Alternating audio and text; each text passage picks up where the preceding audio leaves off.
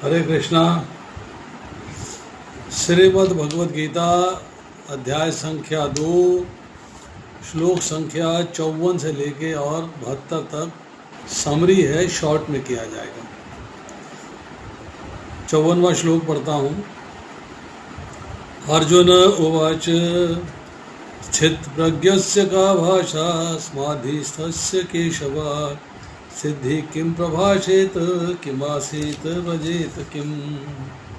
अर्जुन ने कहा, हे कृष्ण, अध्यात्म में लीन चेतना वाले व्यक्ति सिद्ध प्रज्ञ के क्या लक्षण हैं, वह कैसे बोलता है तथा उसकी भाषा क्या है, वह कैसे बैठता है और चलता है।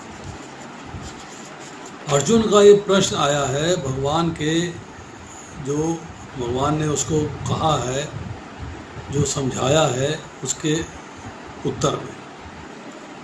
53वें श्लोक में जो है भगवान कहते हैं, जब तुम्हारा मन वेदों की अलंकारमयी भाषा से विचलित ना हो और आत्म साक्षात्कार की समाधि में स्थिर हो जाए, तब तुम्हें दिव्य चेतना प्राप्त हो जाएगी। मतलब मन को वेदों की अलंकारमयी भाषा से विचलित नहीं होने देना। सुख भोग का आकर्षण, भौतिक भोग का आकर्षण, भौतिक ऐश्वर्य की प्राप्ति, उससे विचलित नहीं होना है और आत्म साक्षात्कार की समाधि अर्थात कृष्णा कॉन्शियसनेस में फिक्स हो जाना, तब तुम्हें ट्रांसेंडेंटल कॉन्शियसनेस मिलेगी। मतलब तब तुम स्थित प्रज्ञ हो जाओगे, तुम्हारी बुद्धि जो है स्थिर हो जाएगी। अब अर्जुन ने जो है यहाँ पर पूछा है कि अध्यात्म में लीन चेतना वाला व्यक्ति अर्थात जो पर्सन कृष्णा कॉन्शियस है, जो भक्ति में एडवांस कर गया है, जिसका मन विचलित नहीं हो रहा है वेदों की अलंकारमयी भाषा से, जो आत्म साक्षात्कार के ज्ञान में स्थिर है, उसके क्या लक्षण है। का भाषा मतलब उसने 4 चीज़ें यहाँ पूछी हैं कि जिसकी इंटेलिजेंस फिक्स्ड हो गई है, स्थित प्रज्ञ है, उस व्यक्ति के क्या लक्षण है, उसको आप किस वाणी से, किन शब्दों से एक्सप्लेन करेंगे। दूसरा, वह कैसे बोलता है। किम प्रभाषेत, जब एजिटेटिंग सर्कमस्टांसेस आते हैं, जब सर्कमस्टांसेस जो है विचलित करने वाले होते हैं, डिस्ट्रैक्ट करने वाले होते हैं, डिस्टर्ब करने वाले होते हैं, तब उस वक्त के मन के भाव किन वचनों से प्रकट होते हैं। मतलब उनके वचन जो है मन के किस भाव से प्रकट होते हैं, मन का भाव क्या रहता है, कैसे व्यवहार करेगा, अपने शब्दों से, अपने कार्यों से, अपने एक्शन से दूसरों से वो अलग कैसे है, दूसरों से अलग कैसे। फिर आया तीसरा, किम आसीत, कैसे बैठता है। अरे बैठ तो सभी समान है, पर नहीं, बैठने का मतलब यहाँ पर है कि इस संसार में वो कैसे रहता है, इस संसार में कैसे रहता है। कैसे रहने का मतलब क्या है कि अपनी इंद्रियों को इंद्र विषयों से किस प्रकार हटाता है। इंद्र विषयों का संसर्ग होता है, उनसे इंद्रियों को कैसे हटाता है। और लास्ट है इसमें, चौथा पॉइंट है व्रजेत किम, कैसे चलता है, उसका व्यवहार कैसा है, उसका आचरण कैसा है। मतलब अपनी इंद्रियों को इंद्र विषयों से हटा के इंद्रियों से बाहर की जो बाह्य संसार की वस्तुएं हैं उनको कैसे ग्रहण करता है और इंद्रियों को किस प्रकार से इस्तेमाल करता है। ये बात जो है यहाँ पर 4 प्रश्न अर्जुन ने किए।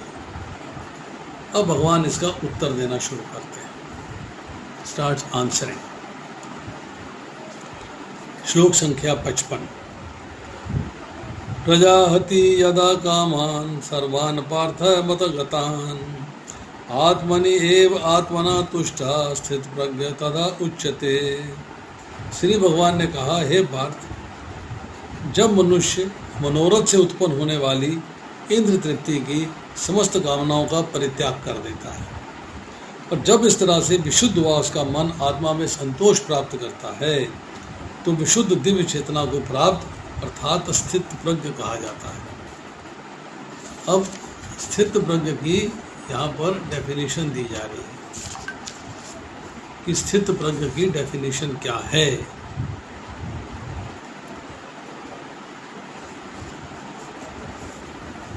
स्थित प्रज्ञ कैसे बोलता है?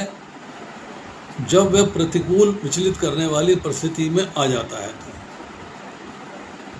तो ये सवाल आ गया। और यहाँ क्या भगवान कहते हैं कि जब मनुष्य मनोरथ से उत्पन्न होने वाली इंद्र तृप्ति की समस्त कामनाओं का परित्याग कर देता है, मतलब उसने जो है अपनी सारी इंद्र तृप्ति को छोड़ दिया,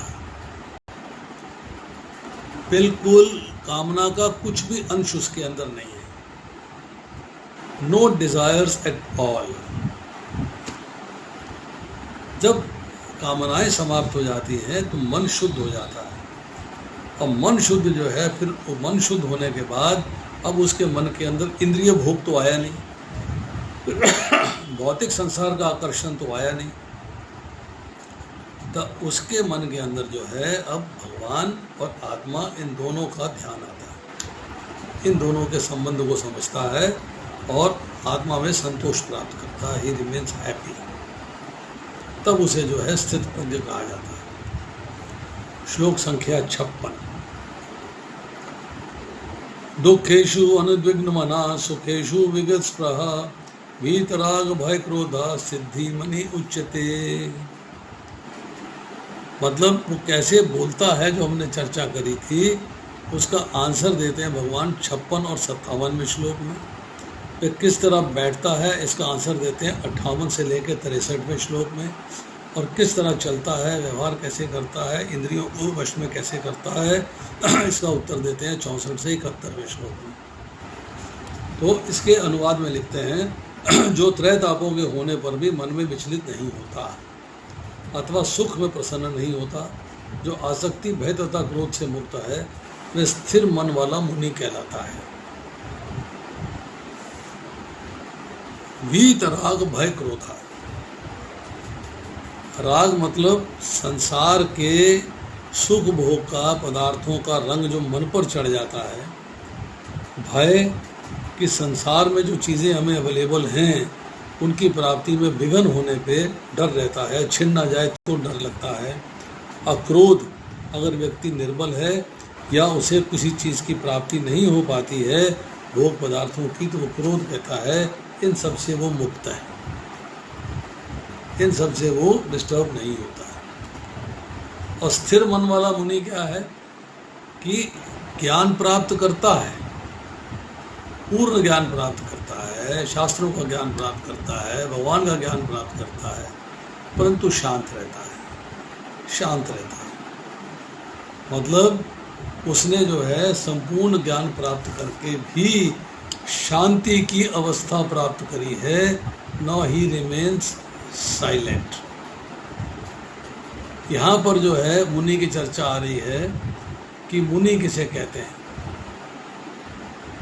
साधु किसे कहते हैं, संत किसे कहते हैं, ऋषि कैसे कहते हैं। मुनि शब्द जो है मौन से आया है, बहुत कम बोलता है, शांत रहना पसंद करता है, वेदों और ग्रंथों का ज्ञान अर्जित करता है, साथ में मौन लेने की शपथ लेता है। अब ऋषि जो है घोर तप और साधना के प्राप्त कर लेता है। उसने वैदिक रचनाओं का निर्माण किया है, वैदिक रचनाओं के रचयिता हैं, और ये उपाधि सैकड़ों साल तप करने के बाद मिलती है। ऋषि वो होता है जिसमें क्रोध, लोभ, मोह, अहंकार, ईर्ष्या का वास नहीं होता, और अपने योग से वो परमात्मा को भी प्राप्त कर लेता है। परंतु जो ऋषि ने घोर तप कर लिया है, वो साधना प्राप्त करने के बाद भी अगर वो शांत रहता है, मौन रहता है, तो मुनि कहलाता है। नारद मुनि इसके उदाहरण हैं। अब आती है इसके बाद चर्चा श्लोक संख्या 57 की। ये सर्वर्थ अनवी स्नेह तत्त प्राप्त शुभ शुभम ना विनंदती ना द्वेष्टि तस्य प्रज्ञा प्रतिष्ठिता। इस भौतिक जगत में जो व्यक्ति ना तो शुभ की प्राप्ति से हर्षित होता है और ना ही अशुभ के प्राप्त होने से उससे घृणा करता है, ऐसा व्यक्ति पूर्ण ज्ञान में स्थिर होता है। देखिए, निर्विकार रहना, हर सिचुएशन में समान भाव से रहना, हर सिचुएशन में समान भाव से रहना। ये जब सिचुएशन आ जाती है, चाहे कंडीशंस प्रतिकूल हो चाहे कंडीशंस अनुकूल हो, रहना इक्वी पॉइज्ड है, रहना समान भाव से है। तो शुभ की प्राप्ति से हर्षित नहीं होना है और अशुभ की प्राप्ति से घृणा नहीं करनी है। अब आती है श्लोक संख्या 58। यदा सहर्ते च अयम कूर्मा अंगानि इव सर्वशः इंद्रियाणि इंद्रिय अर्थेभ्य तस्य प्रज्ञा प्रतिष्ठिता। जिस प्रकार कछुआ अपने अंगों को संकुचित करके खोल के भीतर कर लेता है, उसी तरह मनुष्य अपनी इंद्रियों को इंद्र विषयों से खींच लेता है और पूर्ण चेतना में दृढ़ता पूर्वक स्थिर हो जाता है। यहाँ कछुए का एग्जाम्पल दिया है।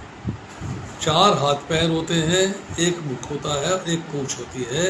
जब सिचुएशंस प्रतिकूल होती हैं तो कछुआ सबको जो है अपने अंदर समेट लेता है और एक पत्थर की भांति कठोर पड़ा रहता है।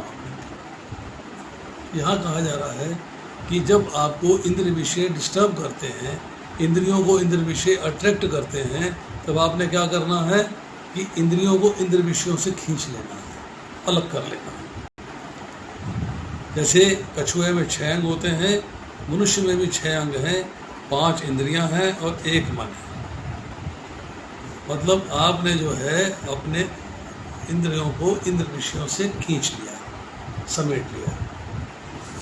अब आती है बात श्लोक संख्या 59। विषया विनिर्वर्तन्ते निराहारस्य देहिना रसो वर्जम रसी अप्यस्य परम दृष्टवा निवर्तते। देहधारी जीव इंद्रिय भोग से भले ही निवृत्त हो जाए, पर उसमें इंद्र भोगों की इच्छा बनी रहती है। लेकिन उत्तम रस के अनुभव होने से ऐसे कार्यों को बंद करने में भक्ति में स्थिर हो जाता है, अर्थात स्थिर बुद्धि हो जाता है। क्या कहा? देहधारी जीव मतलब आत्मा जिसने शरीर को धारण किया हुआ है। अगर आपने सोचा कि मैं इंद्रिय भोग नहीं करूँगा, निवृत्त हो गए, क्रॉस लेवल पे दिखता है इंद्रिय भोग के प्रति आपका आकर्षण समाप्त हो गया है, अब आप इंद्रिय भोग के प्रति आकर्षित ना होके इंद्रिय भोग को नहीं कर रहे। पर सटल लेवल पे, सूक्ष्म लेवल पे आपकी इंद्रिय भोगों की इच्छा बनी रहती है। डॉक्टर ने कहा आपको आइसक्रीम नहीं खानी है, गला खराब है, इच्छा बनी हुई है, यार मिल जाए तो मज़ा आ जाए, आइसक्रीम मिल जाए तो आनंद आ जाए, समझे? तो इंद्रिय भोगों की इच्छा बनी रहती है।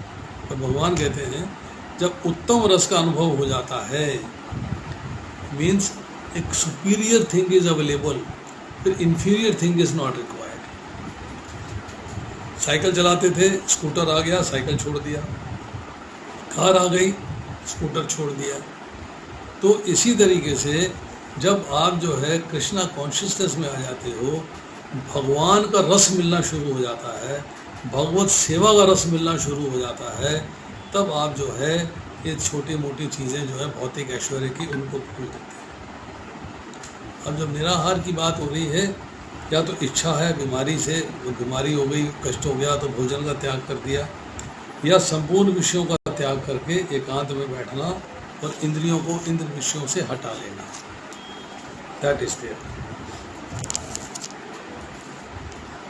अब जब स्थिर मन हो जाता है, स्थिर बुद्धि हो जाती है और भगवान का अनुभव हो जाता है, तब आप स्थितप्रज्ञ हो सकते हैं।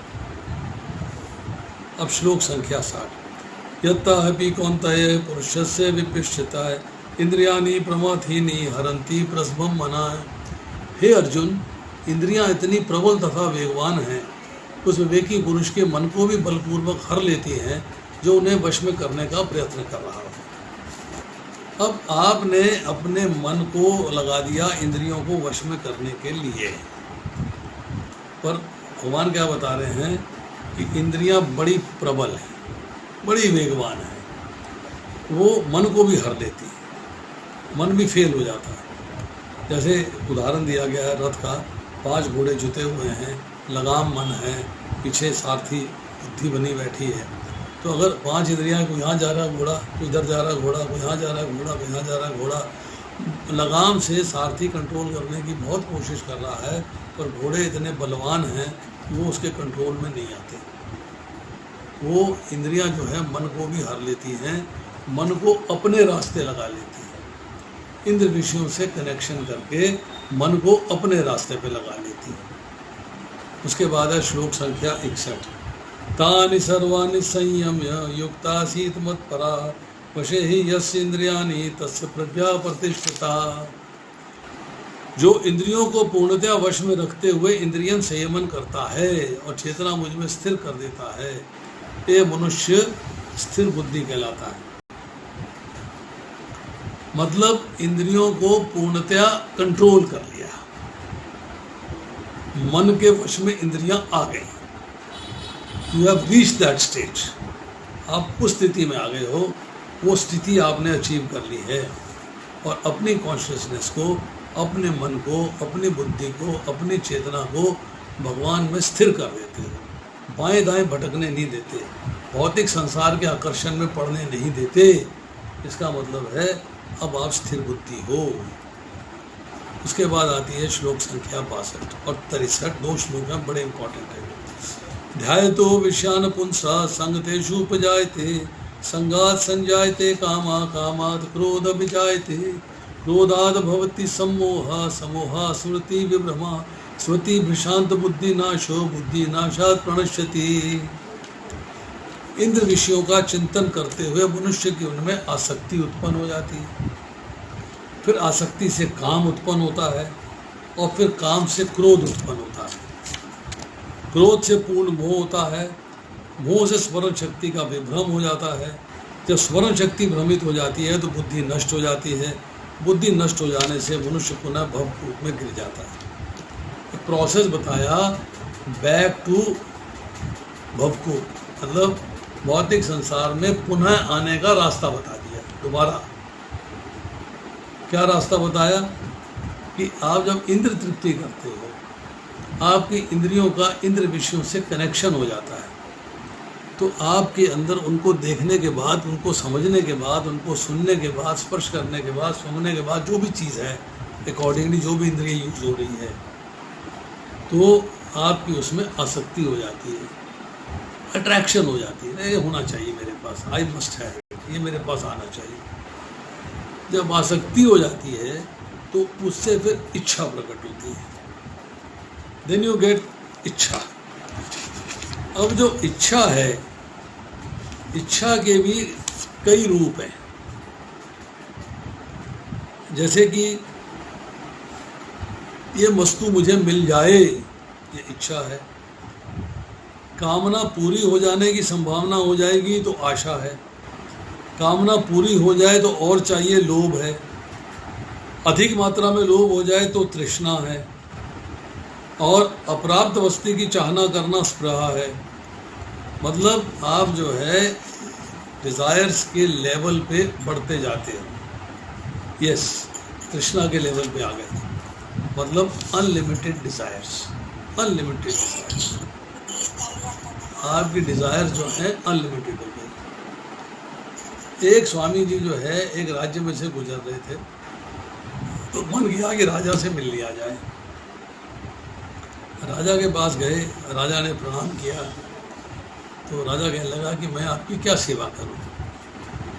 स्वामी जी ने कहा, तुम मेरी क्या सेवा करोगे? कहता, मेरे पास सब कुछ है, मैं राज्य का मालिक हूँ, स्वामी हूँ, I can give you anything. Swami ji ने कहा, अच्छा भैया ऐसा कर, ये मेरा कमंडल है, इसको भर दे, मेरे कमंडल को भर दे। राजा ने अपने मंत्री से कहा, भैया इसमें धन डाल दो। धन डाला, कमंडल खाली। स्वर्ण डाला, कमंडल खाली। रज डाला, कमंडल खाली। बोला, इसमें जो मेरे राज्य में है सब डाल दो। कमंडल खाली का खाली। राजा जो है स्वामी जी के चरणों में पड़ गया। महाराज आप बताओ, आप है क्या? ये कमंडल क्या चीज़ है? आप जो है क्या हो, और ये कमंडल क्या चीज़ है? तो स्वामी जी कहने लगे, ये कमंडल जो है ये मन है, अतृप्त इच्छाओं से भरा हुआ है, ये कभी संपूर्ण नहीं होती, ये हमेशा खाली रहेगा। जितना मर्जी भरते चले जाओ, भरते चले जाओ, भरते चले जाओ, ये कभी संपूर्ण नहीं होगा। भागवतम में उल्लेख आता है ययाति महाराज का, जो कि कौरवों के पूर्वज थे। वहाँ लिखते हैं कि अगर आप जो है कोई इच्छा करते हो और फिर इच्छा की पूर्ति करते हो तो लोभ हो जाता है। जैसे कि आपने जो है अग्नि जलाई और उसमें घी डाला, घी डालते गए अग्नि बढ़ती गई, घी डालते गए अग्नि बढ़ती गई, घी डालते गए अग्नि बढ़ती गई। इस तरह इच्छाएं पूरी करते गए, इच्छाएं बढ़ती गई, इच्छाएं पूरी करते गए, इच्छाएं बढ़ती गई, इच्छाएं पूरी करते गए, इच्छाएं बढ़ती गई। Means they will keep on increasing, वो कम नहीं होगी। तो इसलिए जो है जब आसक्ति हो जाती है तो इच्छा डेवलप होती है। इच्छा मीन्स कामना, डिज़ायर। जब कामना होती है तो आप जो है कामना की पूर्ति करने की कोशिश करते हो। कामना जब पूर्ण नहीं होती है तो क्रोध आ जाता है। जब क्रोध आता है तो आपको भूल जाता है क्या करना चाहिए क्या नहीं करना चाहिए। आप मोह में आ जाते हो, इल्यूजन में आ जाते हो। जब मोह में आ जाते हो तो फिर आपकी स्मृति, मेमोरी का लॉस हो जाता है। आपको समझ में नहीं आता क्या करना चाहिए क्या नहीं करना चाहिए। जब मेमोरी लॉस हो जाता है तो बुद्धि नष्ट हो जाती है। जब बुद्धि नष्ट हो जाती है फिर आप पुनः भवरूप में गिर जाते हो। पुनरपि जन्मम पुनरपि मरणम। इसके बाद आता है श्लोक संख्या 64। राग द्वेषाभिमुक्ते तो विषयान इंद्रिये चरन् आत्मवैश्या विधेयात्मा प्रसादमधिगच्छति। किंतु समस्त राग तथा द्वेष से मुक्त अपनी इंद्रियों को संयम के द्वारा वश में करने में समर्थ व्यक्ति भगवान की पूर्ण कृपा प्राप्त कर सकता है। अब आपको भगवान की पूर्ण कृपा चाहिए तो कृपा प्राप्त करने का फॉर्मेट क्या है, उसका तरीका क्या है, कृपा कैसे प्राप्त होगी। 64 में से लेके 71वें श्लोक तक है ब्रजेत किम, कैसे चलता है, उसका व्यवहार कैसा है, उसका आचरण कैसा है, अपनी इंद्रियों को कैसे व्यस्त रखता है, कैसे इस्तेमाल करता है, इंद्रियों के न रुकने पर भी विषयों को कैसे स्वीकार करता है। यहाँ कहा गया है विधेय आत्मा। विधेय आत्मा मतलब नियमित स्वाधीनता पालक, अर्थात जिसने अपना मन मुझे दे दिया है। स्वाधीन मन, इंद्रियों के वश में नहीं, और मन जो है भगवान को समर्पित। जिसके मन के सारे कलमश समाप्त हो गए हों और सुख के प्रति राग भी समाप्त हो गया हो, जिसका विषयों से वैराग्य हो गया हो, वह भक्त प्रसादम अर्थात शुद्ध मन व शांति प्राप्त कर सकता है। सब्जेक्ट नो राग नो द्वेष, दो कंडीशन अप्लाई करती है कि राग मीन्स अटैचमेंट, अट्रैक्शन, और द्वेष मीन्स घृणा, दोनों से मुक्ति प्राप्त हो जाती है। अब आपको भगवान की पूर्ण कृपा प्राप्त होती है। अब आता है श्लोक संख्या 65। प्रसादे सर्व दुखानां हानि अस्य उपजायते प्रसन्न चेतसा ही आशु बुद्धि परि अवितिष्ठते। जिस प्रकार कृष्ण भावनामृत में तुष्ट व्यक्ति के लिए संसार के तीनों ताप नष्ट हो जाते हैं, ऐसी तुष्ट चेतना होने पर उसकी बुद्धि शीघ्र ही स्थिर हो जाती है। अब बुद्धि के स्थिर होने के तरीके बता रहे हैं कि आपको पहले तो संतुष्टि प्राप्त करनी है कृष्ण भावनामृत में, मीन्स भगवान की सेवा में, आत्म साक्षात्कार में, भगवान से कनेक्शन करके आपको जो है तुष्टि प्राप्त करनी है। और संसार के तीनों ताप, अधिदैविक, अधिभौतिक और आध्यात्मिक, तीनों ताप नष्ट हो जाते हैं। उसको कोई डिस्टर्ब, नष्ट होने का मतलब है ताप है पर आपको डिस्टर्ब नहीं करते, आपको तंग नहीं करते। इसमें आधिभौतिक का मतलब है कि दूसरे जीवों के द्वारा आपको जो दुख मिलता है आप उससे परेशान नहीं होते। आधिदैविक मतलब देवताओं के द्वारा जो कष्ट मिलता है, तूफान आ गया, आंधी आ गई, सुनामी आ गई, बाढ़ आ गई, भूचाल आ गया, इनसे भी आप डिस्टर्ब नहीं होते, आप उसको स्वीकार कर लेते हैं। और आध्यात्मिक मीन्स आपके मन से जो आपको कष्ट मिलते हैं, सोच विचार करके कष्ट मिलते हैं, उनसे भी आप जो है डिस्टर्ब नहीं होते हैं। अब इसके बाद आता है श्लोक संख्या 66। नास्ति बुद्धि अयुक्तस्य न च युक्तस्य भावना न च अभावते शांति अशांतस्य कुतः सुखम। ये 65वां और 66वां श्लोक एक साथ कंबाइंड है। 65वें के अंदर हमने अभी चर्चा करी कि आपको कृष्ण भावनामृत में तुष्ट होना है, मतलब विधि पूर्वक अपने मन को, आत्मा को कनेक्ट करके मन को वश में कर लेना है। और जब मन की प्रसन्नता प्राप्त हो जाती है, शुद्ध मन हो जाता है, शांति प्राप्त हो जाती है, तब पुरुष के सारे दुखों का नाश हो जाता है तथा उस प्रसन्न चित्त पुरुष की बुद्धि ठीक प्रकार से स्थिर हो जाती है। प्रसन्न चित्त का मतलब भक्ति के द्वारा ही शांति हो सकती है। अब जो 66वां श्लोक है, इसमें कहा गया है कि कृष्ण भावना भावित होकर, जो परमेश्वर से संबंधित नहीं है, कृष्ण भावना भावित होकर, आपने कृष्ण भावना भावित में नहीं गए, अभी आपका भगवान से संबंध नहीं है, आपका भगवान से संबंध नहीं है, तो आपकी बुद्धि ट्रांसेंडेंटल नहीं होगी, दिव्य नहीं होगी। बुद्धि दिव्य नहीं होगी, मन वश में नहीं होगा, मन इंद्रियों के वश में आ जाएगा, आपके वश में नहीं रहेगा। और जब मन वश में नहीं है, बुद्धि स्थिर नहीं है, तो शांति नहीं मिलेगी। जिसको शांति नहीं है, उसे सुख की प्राप्ति कैसे होगी? How will he get happiness? उसको सुख की प्राप्ति कैसे होगी? मतलब जिसका मन वश में नहीं है, उसकी बुद्धि को आत्मा पर स्थिर नहीं कर सकता और परमात्मा पर ध्यान नहीं लगा सकता। और ध्यान के बिना शांति नहीं है, और शांति के बिना सुख कहाँ है? अयुक्त से का अर्थ है मन परमात्मा पर केंद्रित नहीं है, मन वश में नहीं है, बुद्धि ठीक से काम नहीं कर रही है। अब प्रज्ञा अर्थात बुद्धि जो है आत्मा पर स्थिर नहीं है, तो परमात्मा पर ध्यान संभव नहीं है, ध्यान नहीं है तो शांति नहीं है, शांति नहीं है तो भौतिक वस्तुओं के प्रति राग होगा, उससे जो है सुख की प्राप्ति कहाँ होगी? क्योंकि जब तक आप भगवान से कनेक्ट नहीं होंगे, आपको सुख की प्राप्ति नहीं होगी। अब ये कैसे प्रॉब्लम आती है, सुख की प्राप्ति क्यों नहीं हो रही है, ये 67वें श्लोक में डिस्कस कर रहे हैं। इंद्रियाणाम ही चरताम यद मनो अनुवधीयते तद अस्य हरति प्रज्ञाम वायु नावम इव अम्बसी। जिस प्रकार पानी में तैरती नाव को प्रचंड वायु दूर बहा कर ले जाती है, उसी प्रकार विचरणशील इंद्रियों में से कोई एक जिस पर मन निरंतर लगा रहता है, मनुष्य की बुद्धि को हर लेती है। इंद्रियां डिस्टर्ब कर रही हैं आपकी, आँख उस पर लग गई, अब हर समय आपको वही दृश्य दिखाई दे रहा है, हर क्षण वही दृश्य दिखाई दे रहा है, और उसके बारे में आपने सुन भी लिया, तो कान से भी सुन लिया, तो आपका मन जो है वो उस वस्तु पे केंद्रित हो गया। मान लीजिए एग्जाम्पल देता हूँ, एक माताजी अपनी पड़ोसन के यहाँ गई और देखा कि एक अलमारी की तरह डबल डोर का फ्रिज लगा हुआ है, 1,25,000 रुपये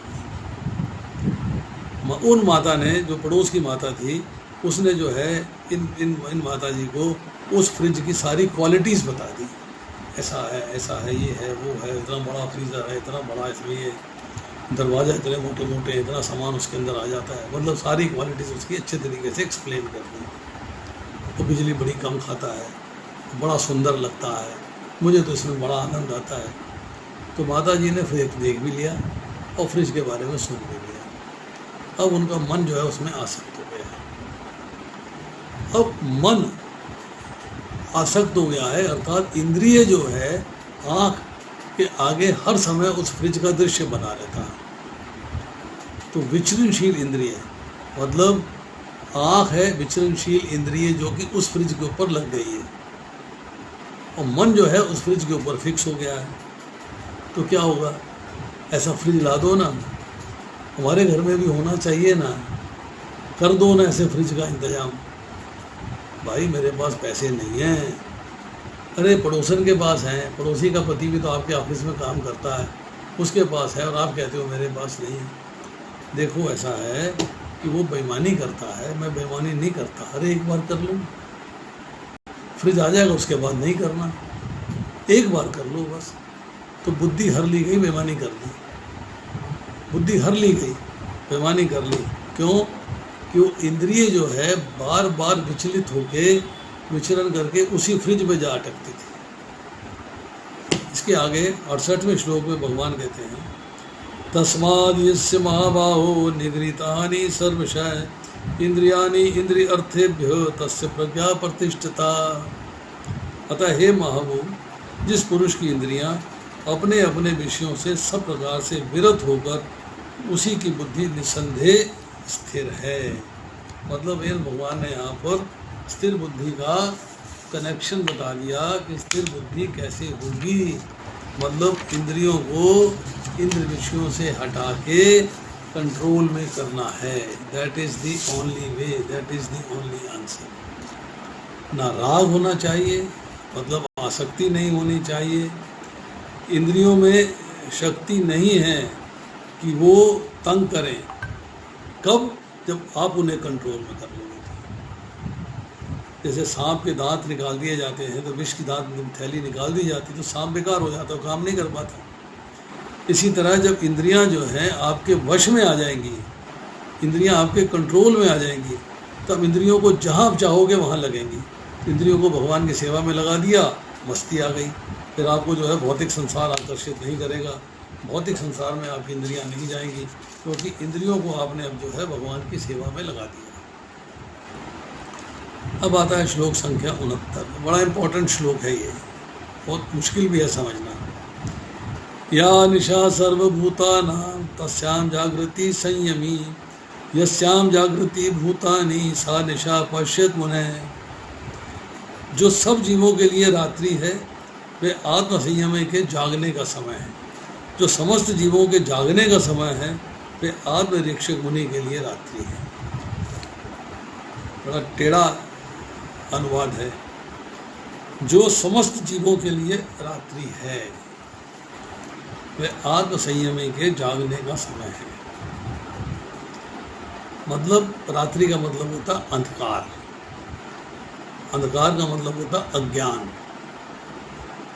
समस्त जीवों को अज्ञान है, उनकी इंद्रियां उनके वश में नहीं, इंद्रियां वश में करते ही नहीं, संसारिक भोग एंजॉय करते हैं।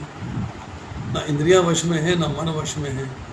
मीन्स वो भगवान की तरफ से सोए हुए हैं, भगवान के सम्मुख नहीं है, भगवान की तरफ से सोए हुए हैं। अर्थात जीवों के लिए वो रात्रि है, भगवान का ज्ञान नहीं है, भगवान की तरफ से सोए हुए हैं। पर जो आत्म संयमी है, जो व्यक्ति जो है अपनी इंद्रियों को और मन को वश में किए हुए है, उसे पता है वो क्यों वश में कर रहा है। ही नोज इट, क्यों वश में कर रहा है। जब उसे वश में पता है तो उसके लिए ये भगवान की सेवा, भगवान का आकर्षण, उसके लिए जागने का समय है। वो जागृत है, रोशनी में है, प्रकाश में है, उसके लिए जागने का समय है। क्योंकि आत्म संयमी का मतलब है भगवान के प्रति सेवा के समर्पित हो जाना। अर्थात उसको पता है कि मेरा लक्ष्य जो है भगवान की सेवा है, मेरा लक्ष्य मुक्ति है। तो वो जो है मनुष्यों का जागना है। मतलब मनुष्यों का जागना, किन मनुष्यों का? भक्त मनुष्यों का। पर जो साधारण जीव हैं, जो साधारण मनुष्य हैं, उनका जागना क्या है? सांसारिक भोगों में लिप्त हो जाना। उनका जागना है भौतिक सुख भोग के आकर्षण में अपने आप को लगा देना। तो यहाँ पर जो है बात समझने वाली है कि जो समस्त जीवों के जागने का समय है वे आत्मनिरीक्षी मुनि के लिए रात्रि है। भगवान की तरफ से सोना नहीं है। एक भक्त है, वो कहता है ये जो ऑर्डिनरी पीपल हैं, जो साधारण व्यक्ति हैं, ये भौतिक असुख भोग के प्रति आकर्षित हैं, इनके लिए ये आनंद है, इनके लिए दिन है, पर मेरे लिए ये रात है, मेरे लिए ये बेकार है, मेरे लिए यूजलेस है, मेरा इससे कोई कंसर्न नहीं। साधारण मनुष्यों की रात क्या है? भगवान से विमुक्ता। और संयमी की रात क्या है? सांसारिक भोगों से विमुक्ता, सांसारिक भोगों से विमुक्ता। तो जो स्थित प्रज्ञ हो जाता है, उसकी बुद्धि स्थिर हो जाती है, उसकी इंद्रियां जो है स्वतः सिद्ध हो जाती है, भोग विलास से उदासीन हो जाती है। वो जो भी उसे अवेलेबल है सर्कमस्टांसिस, हालात, उनसे निर्लिप्त रहता है, उनसे अट्रैक्ट नहीं होता। आत्मनिरीक्षक मुनि का है अर्थ कि वो भक्त जिसने आत्म साक्षात्कार के ज्ञान को प्राप्त किया है, निरीक्षण मीन्स एनालाइज किया है, अंडरस्टैंड किया है आत्मा के और भगवान के ज्ञान के बारे में, आत्मा के और शरीर के ज्ञान के बारे में, और वो समझने के बाद उसको समझ में आ गई ये बात कि मेरे शरीर की जितनी इंद्रियां हैं, मेरे शरीर को भगवान की सेवा में लगना चाहिए, भौतिक संसार के प्रति आकर्षण नहीं होना चाहिए। तो जागना और रात्रि यहाँ पर ये स्पेसिफाई करता है कि इंद्रियां एवं मन अगर वश में नहीं हैं, मतलब वो भगवान की तरफ से सोए हुए हैं, दिस नो सेल्फ रियलाइजेशन, इसका मतलब ये है कि वो साधारण मनुष्य हैं। तो मनुष्यों के लिए रात क्या है? भगवान से विमुक्ता, और मनुष्यों के लिए दिन क्या है? संसार से समुक्ता।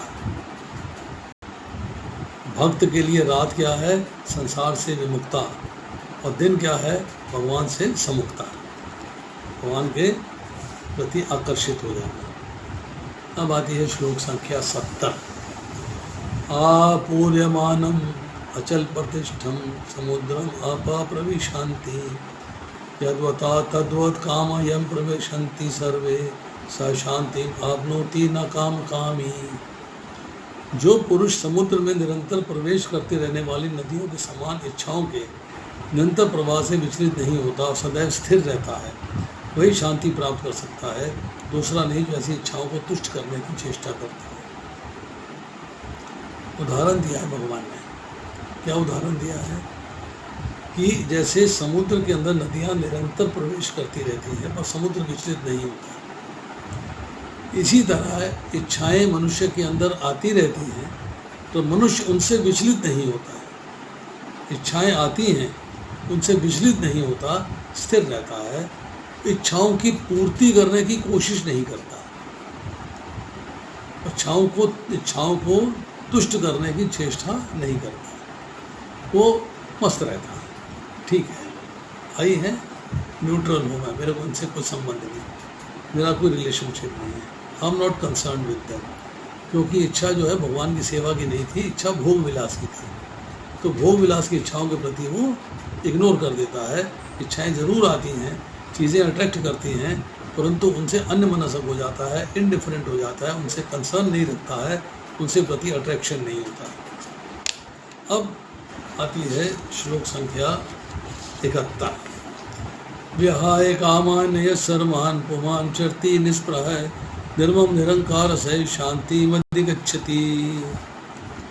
जिस व्यक्ति ने इंद्र तृप्ति की समस्त इच्छाओं का परित्याग कर दिया हो, जो इच्छाओं से रहित रहता हो, जिसने सारी ममता त्याग दी हो, अहंकार से रहित हो, वही सच्ची शांति पाता है।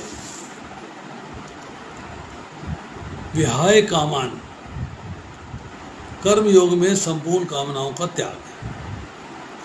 निर्मम, वस्तु में, व्यक्ति में, पदार्थ में, सांसारिक भोगों में, शरीर में, इंद्रियों में कोई ममता नहीं।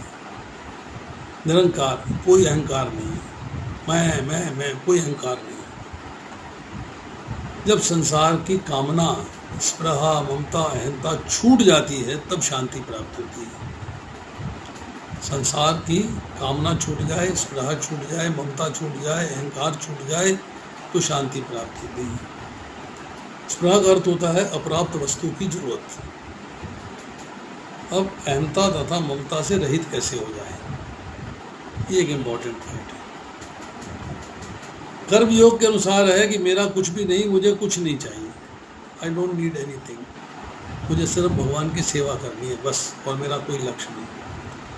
सांख्य योग का मतलब है शरीर और आत्मा का भेद जानना जरूरी है, अंडरस्टैंड करना। और भक्ति योग का अर्थ यह है भगवान की प्रेममयी सेवा, सब कुछ भगवान का है, वासुदेवम सर्वमिति, सब कुछ भगवान का है, इस भाव को लेके चलना। अब ऐसा व्यक्ति जो है वो खाता है केवल जीने के लिए, शरीर को चलाने के लिए, और जो आवश्यक इच्छाएं हैं भगवान की सेवा के लिए प्रयुक्त होती हैं, उन्हें छोड़कर सब इच्छाओं का परित्याग कर देता है। वस्तुओं की ममता से रहित, शरीर को स्वयं आत्मा मानने से रहित, शरीर को मतलब आत्मा और शरीर का भेद नहीं रखा, एक ही मान लिया, उससे रहित। शरीर अलग है और आत्मा अलग है। ऐसा ही मनुष्य सच्ची शांति प्राप्त कर सकता है। प्रजेत किम, नो अहंकार ऑफ एनी काइंड, मैं शरीर हूँ, ये शरीर मेरा है, इन दोनों चीज़ों से छुटकारा है। Is not concern about any of the two, उसका इनसे जो है कोई कंसर्न नहीं है। अब आती है श्लोक संख्या 72। एषा भ्रामी स्थिति पार्था न एनाम प्राप्य विमोहति स्थित्वा अस्याम अंतकाले अपि ब्रह्म निर्वाणम ऋक्षति। ये आध्यात्मिक तथा ईश्वरीय जीवन का पथ है, जिसे प्राप्त करके मनुष्य मोहित नहीं होता। यदि कोई जीवन के अंतिम समय में भी इस तरह स्थित हो तो वह भगवत धाम में प्रवेश कर सकता है। यहाँ बताया जा रहा है कि भगवान के धाम जाने के लिए अगर आप स्थित प्रज्ञ हो गए, आगे ऑफकोर्स तीनों गुणों से अतीत हो जाना है। 14वें अध्याय में हमने कल चर्चा करी थी, परसों चर्चा करी थी। मतलब ये जो आध्यात्मिक एवं ईश्वरीय जीवन का पथ है, जिसे प्राप्त करके मनुष्य जो है मोहित नहीं होता, अर्थात भौतिक वस्तुओं के प्रति आकर्षण खो देता है, नहीं रखता। भौतिक संसार के सुख भोग जो उसे दिखाई दे रहे हैं, उनसे मोहित नहीं होता, उनके चक्कर में नहीं फंसता। पर अगर कोई जीवन के अंतिम समय में भी इस तरह स्थित प्रज्ञ हो जाता है तो वह भगवत धाम में प्रवेश कर सकता है। देखिए,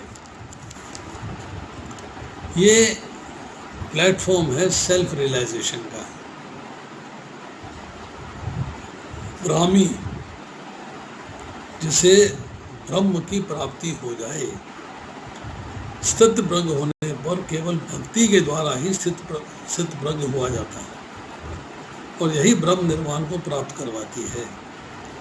ब्रह्म निर्वाणम 5वें अध्याय के 24वां और 26वां श्लोक।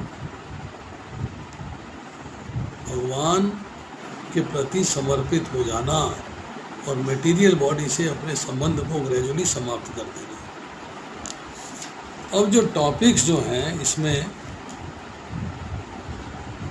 यहाँ पर 2 प्रकार का मोह बताया गया है। एक है अहंता और ममता से युक्त। अहंकार का मतलब है हम दोषों को जानने वाले, धर्म को जानने वाले हैं, परंतु ममता है कि कुटुंबी मर जाएंगे। दूसरा है कामना युक्त मोह, हमें पाप ना लगे ये हमारी कामना है, कुल के दोष का नाश ना लगे ये हमारी कामना है, मित्र दोह का पाप ना लगे हमारी कामना है, नरकों में ना जाना पड़े हमारी कामना है, पितरों का पतन ना हो हमारी कामना है, गुरुजनों की हत्या का दोष ना लगे हमारी कामना है। अब यहाँ पर इसको हम एक बार समराइज कर देते हैं। ब्राह्मी स्थिति का मतलब है ब्रह्म के पद पर स्थित हो जाना। मतलब आपने 8 गुणों को प्राप्त कर लिया, जो तो छांदोग्य उपनिषद में डिस्कस किए गए। धर्माधर्म से शून्य अर्थात पाप रहित, दूसरा मृत्यु रहित, तीसरा जरा रहित, चौथा भोजन इच्छा रहित, 5वां पिपासा शून्य, 6ठा शोक रहित, 7वां सत्य काम इज ऑल ट्रूथफुलनेस, और 8वां सत्य संकल्प ऑल डिजायर सेटिस्फाइड। 14वें अध्याय के 26वां श्लोक जो हम अगले थर्सडे को करेंगे, उसमें भी यही आता है, ब्रह्म भुआय कल्पते। अब इसके अंदर जो है भगवद गीता का जो सारांश है, उसमें 11वें से लेके 30वें श्लोक तक जो सांख्य योग की चर्चा हुई है, आत्मा तथा शरीर का भेद है। 31 से लेके 38वें श्लोक तक चर्चा हुई है क्षत्रिय के धर्म का। बुद्धि योग अर्थात निष्काम कर्म योग की चर्चा हुई है दूसरे अध्याय के 39वें से लेकर 53वें श्लोक तक। वेदों के बारे में, कर्म कांड के बारे में चर्चा हुई है दूसरे अध्याय के 42 से 44वें श्लोक में। प्रकृति के गुणों के बारे में एक चर्चा आई है दूसरे अध्याय के 45वें श्लोक में। कर्म योग के बारे में चर्चा आई है 47वें से लेकर 52वें श्लोक में। समाधि के बारे में चर्चा आई है, अर्थात कृष्ण भावनामृत में समाधि को प्राप्त कर लेना, दूसरे अध्याय के 53वें श्लोक में। और स्थित प्रज्ञ की चर्चा आ रही है 54 से लेकर 72वें श्लोक में। और फिर भक्ति योग की चर्चा आई है 70 से लेकर 72वें श्लोक में। ये जो है दूसरे अध्याय का समरी है। अब एक दो पॉइंट और हैं जिसको हम जो है थोड़ा सा समझ लेते हैं कि इंद्रिय नियंत्रण का रहस्य क्या है। इंद्रिय नियंत्रण का रहस्य क्या है? उत्तम रस का विकास सफलता का रहस्य है। जो व्यक्ति कृष्ण भावना में नहीं है, हालांकि वह कृत्रिम दमन द्वारा इंद्रियों को नियंत्रित करने में शक्तिशाली हो सकता है, परंतु अंत में असफल होना निश्चित है। कहीं ना कहीं भटक जाएगा, लटक जाएगा, क्योंकि इंद्र सुख की थोड़ी सी सोच उसकी इच्छाओं को पूरा करने के लिए उत्तेजित करेगी। इसके बाद कृष्ण कहते हैं कि यहाँ तक कि एक ज्ञानी जो पदार्थ और आत्मा के बीच में भेदभाव कर सकता है, इंद्रियों से विचलित हो जाएगा। इसलिए बेहतर है बुद्धि योग करें और कार्य ना छोड़ें, अर्थात आर्ट ऑफ डिस्क्रिमिनेशन को यूज करना चाहिए। बुद्धि के द्वारा अपने आप को मेरे से जोड़ना चाहिए। अब कृष्ण भक्ति की श्रेष्ठता स्थापित करने के लिए ज्ञान का अभ्यास करने में दोष दिखा रहे हैं। इसके बाद अर्जुन को सिखाया जा रहा है कि अपनी संतुष्टि के लिए, भगवान की सेवा के लिए इंद्रियों का उपयोग करें। और मानक प्रक्रियाओं द्वारा इंद्रिय नियंत्रण नौसिखियों के लिए है, लेकिन जिसने सर्वोच्च भगवान कृष्ण की सुंदरता का आस्वादन किया है, उसे अमृत भौतिक चीज़ों का स्वाद नहीं रहता, क्योंकि इंद्रियां प्रबल हैं। तो ज्ञान को दबा सकते हैं कि स्थित प्रज्ञ ध्यान से ज्ञान में अपनी स्थिरता की रक्षा खजाने की तरह करता है। अब मन पे नियंत्रण की बात हो रही है, तो स्थित प्रज्ञ व्यक्ति न केवल इंद्रियों को नियंत्रित करता है, किंतु मन को भी नियंत्रित करता है और कृष्ण पर ध्यान केंद्रित करता है। वास्तव में इंद्रियों के नियंत्रण का कारण है कृष्ण के प्रति समर्पण बिना इंद्रियां कमजोर मन को इंद्रिय विषयों में जोड़ देती हैं। इंद्रिय मन को बल द्वारा इंद्रिय विषयों के बारे में ले जाने में बताया गया है। यथा हे भी कौनते, उस अनियंत्रित मन से अपने कैसे एक्शंस होते हैं, इनकी चर्चा 62वें, 63वें, 64वें श्लोक में हुई है। तो अब हमें जो है ये समझना चाहिए कि हमें अपनी इंद्रियों को वश में करके, मन को वश में करके, बुद्धि में स्थिरता लाके, बुद्धि के द्वारा अपने आप को भगवान से जोड़ के भगवत धाम जाने का प्रयास करना है। दैट इज़ आवर अल्टीमेट लक्ष्य। तो दो प्रकार की बुद्धि हुई, एक स्थित प्रज्ञ की, एक भौतिकतावादी की। तो स्थित प्रज्ञ की बुद्धि जो है वो आत्मा पर स्थित है, आनंद का अनुभव देती है, वह जाग रहा है। जो भौतिकवादी के लिए रात्रि है, मैंने आपसे भी चर्चा करी। जो भौतिकतावादी बुद्धि है वो इंद्र विषयों पर स्थित है, वो इंद्र विषयों को आनंद देने के चक्कर में रहती है। स्थित प्रज्ञ का लक्ष्य क्या है? आध्यात्मिक तथा ईश्वरीय जीवन का पथ, उस पर चल के भगवान के धाम चले जाना। That is the aim. तो आज हमारा अध्याय 2 यहाँ समाप्त होता है। इसकी समरी समाप्त होती है। लंबा प्रकरण था, 72 श्लोक थे, अलग अलग प्रकरण थे, हमने इसको किया। अब अगली बार जो है हम तीसरा अध्याय करेंगे। आज इतना ही। किसी का कोई प्रश्न है तो पूछ सकता है। यस प्रदीप प्रभु, आप कुछ पूछना चाहते हैं?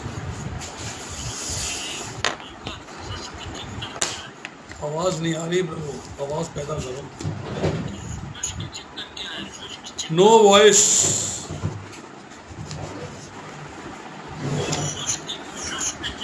कोई आवाज़ नहीं है प्रभु। अब थोड़ी सी आई। हरे कृष्ण प्रभु जी, वो पूछ रहे हैं शुष्क चिंतन का मतलब क्या है? थोड़ी आवाज़ आ रही है।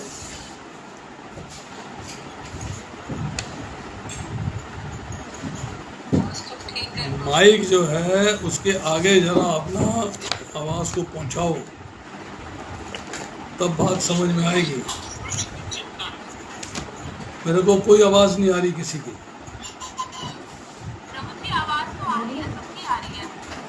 मुझे नहीं आ रही यार। हरे कृष्णा। प्रभु जी का क्वेश्चन है शुष्क चिंतन क्या है? ये प्रभु जी का क्वेश्चन है। मेरी आवाज आ रही है क्या आपको? हाँ जी बताइए। प्रभु जी का क्वेश्चन है शुष्क चिंतन क्या है? मुनि का शुष्क चिंतन, जैसे प्रभु जी का क्वेश्चन है। आई कांट हियर।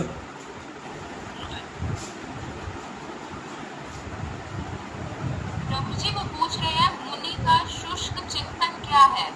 मुनि का शुष्क चिंतन क्या है?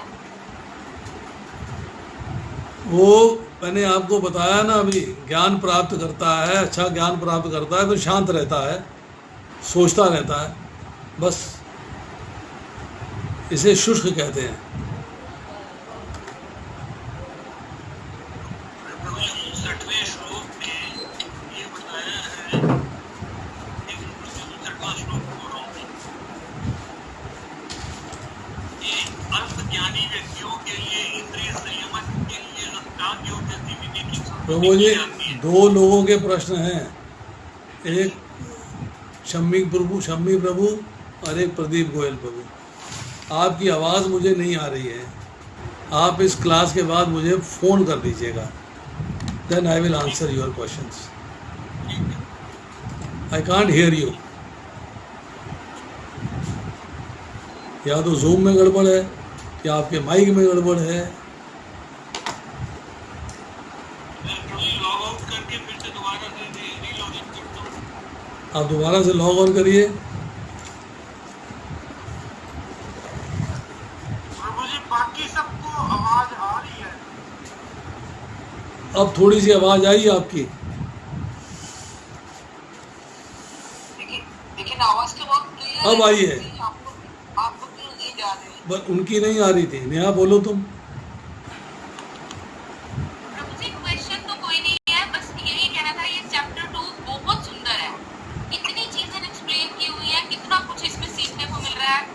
आत्मा और शरीर का रिलेशन क्या है, भगवान के साथ हमारा रिलेशन क्या है, इंद्रियों को कंट्रोल कैसे करना है, कर्म किस प्रकार के हैं। बहुत बहुत ब्यूटीफुल चैप्टर है। Thank you very much. समझ में आया कि नहीं आया?